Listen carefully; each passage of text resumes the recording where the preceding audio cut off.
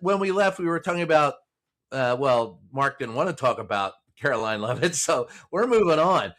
This week, Donald Trump levied tariffs on our European allies, particularly Denmark and others who he's angry with because they won't let him, gosh darn, buy, damn it, I want to buy Greenland. And everybody's telling him to go F himself. And in Europe, I mean, I have great sources over there who say, look, man, you people are nuts. Whoever you have in charge, for the very first time, if you listen to the president of France or the president of Germany, both of them have come out in the last week and say, if he does this, NATO is dissolved, that our European allies are extremely angry with us. And to me, I find it fascinating because we built post World War II Europe. We built NATO. We built our European allies to stand against the hegemony of Russia, at the time was the Soviet Union.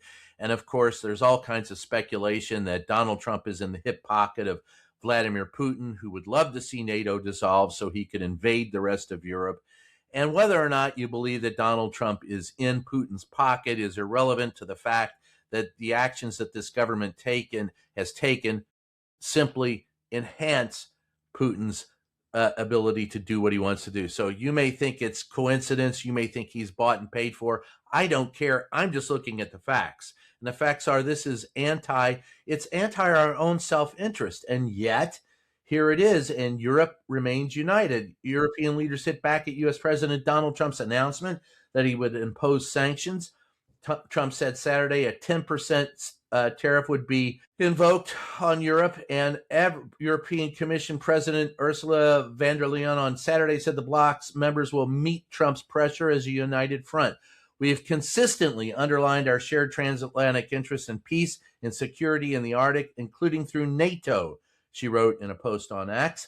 The pre-coordinated Danish exercise conducted with allies responds to the need to strengthen Arctic security and poses no threat to anyone. That's because our European allies have sent troops to Greenland to engage in, as she called it, a pre-coordinated Danish exercise, a military exercise.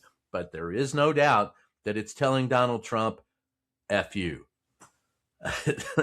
Yeah, I'm a little surprised by this story that Greenlanders don't want to give up their universal health care for more school shootings and measles outbreaks. But nonetheless, I think that bears repeating on a daily basis, but go ahead. I think you're right. And you bring up Putin and Russia. This does seem to be around the globe. The international order is breaking down. You can look at Israel and Gaza, China and Taiwan, obviously the United States and Greenland. It does seem like a lot of the territorial aggrandizement that the post-World War II order was trying to block is coming to fruition. This is also, though, I think a really big bet for Trump. Trump is really believing that these countries can't bind together and create systems, including economic systems outside of the United States. And I don't think he's that familiar with like the last 50 years of this country where we've really gutted manufacturing.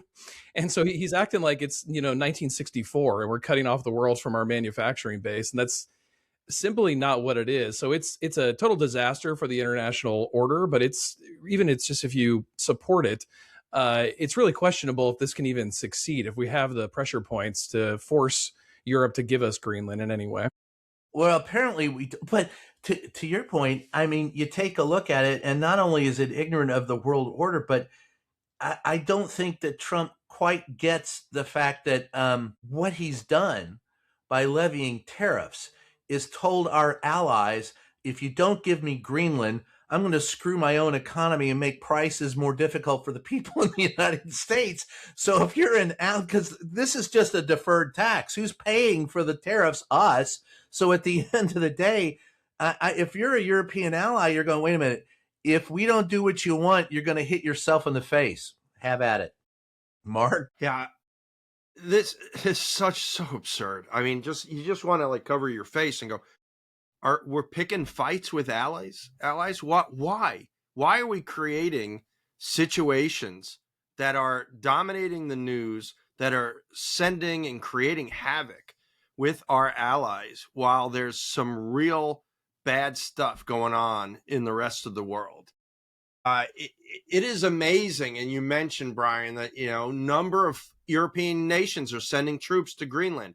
They're small numbers. France sent like 14, troops, but it was the depiction. It was the symbolism of it more than anything else. Why are they going there? They're going there because there's a perceived threat from the United States of America. Are you freaking kidding me?